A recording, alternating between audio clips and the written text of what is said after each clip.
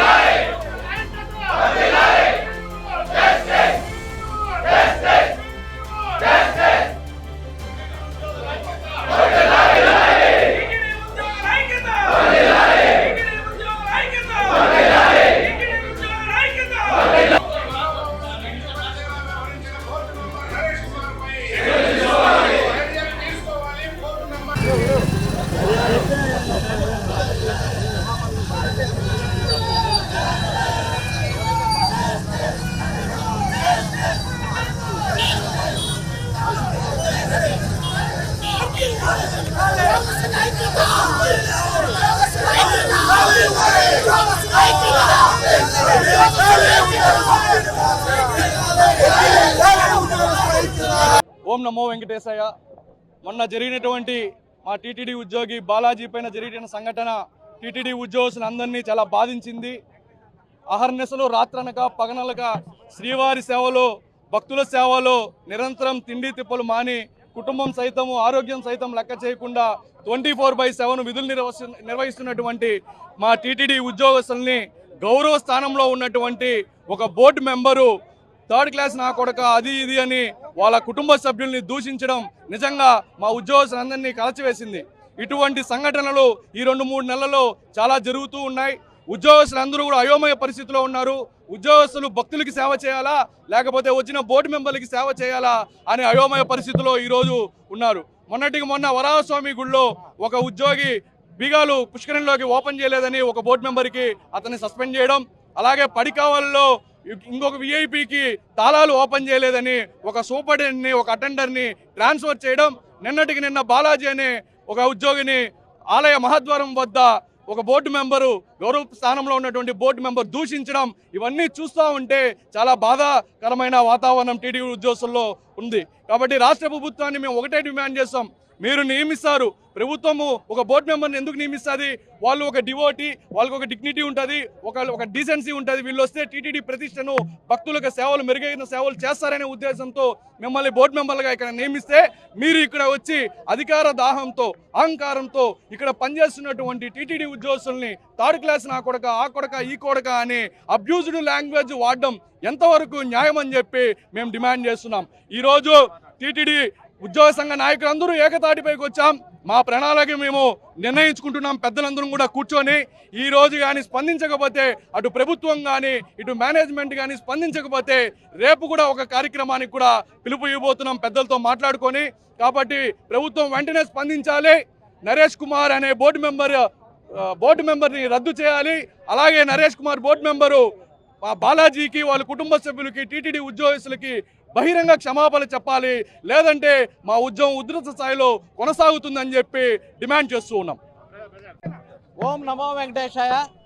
ఈరోజు తిరుమల తిరుపతి దేవస్థానం ప్రపంచంలోనే ఆధ్యాత్మిక క్షేత్రం, ప్రపంచంలో గొప్ప సంస్థగా ఉండేటటువంటి ఈ ధర్మ సంస్థలో ఒక బోర్డు మెంబర్ అనేటటువంటి ఒక పదవి తీసుకొని సోషల్ మీడియాలో మీ మీడియాలో అంతా చూశారు.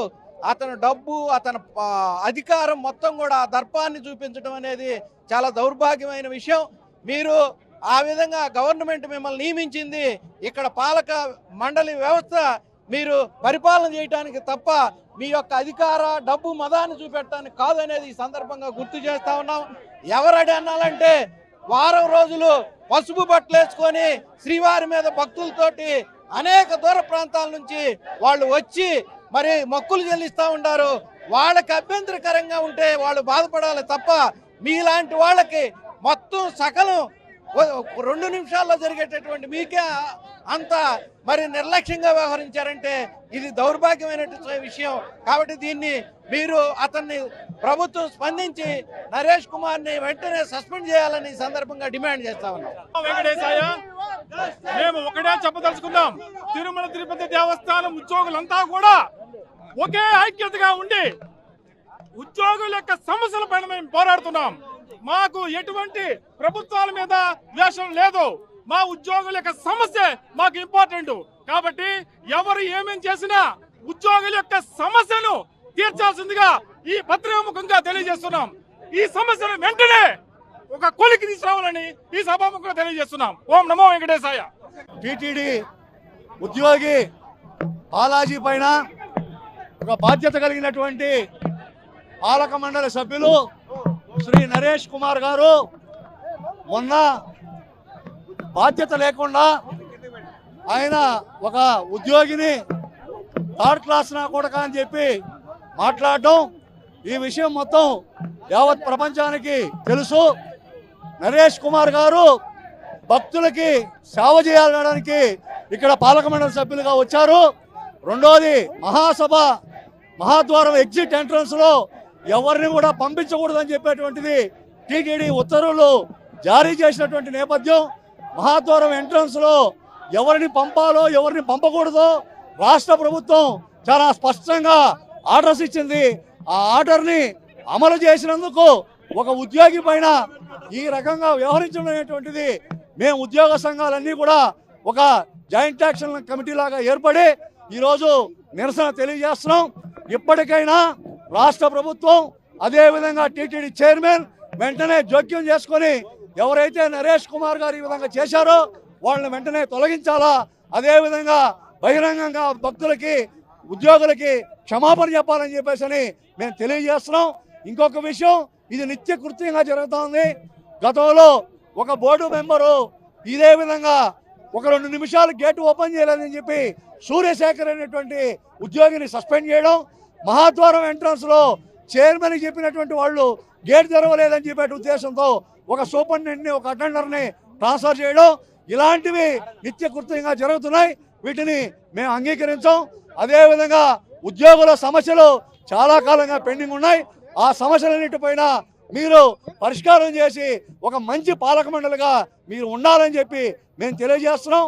మీరు ఈరోజు ఈ సమస్యని పరిష్కారం చేయనటువంటి పక్షంలో ఈ యొక్క ఆందోళనని మా ఉద్యోగ సంఘాలన్నీ కూర్చొని ఒక బెస్ట్ ఆఫ్ మంచి యాక్షన్ ప్లాన్ తయారు చేసుకొని చేస్తామని చెప్పి ఈ సందర్భంగా దశల వారి మా కార్యక్రమం కొనసాగుతుందని చెప్పి తెలియజేస్తున్నాం.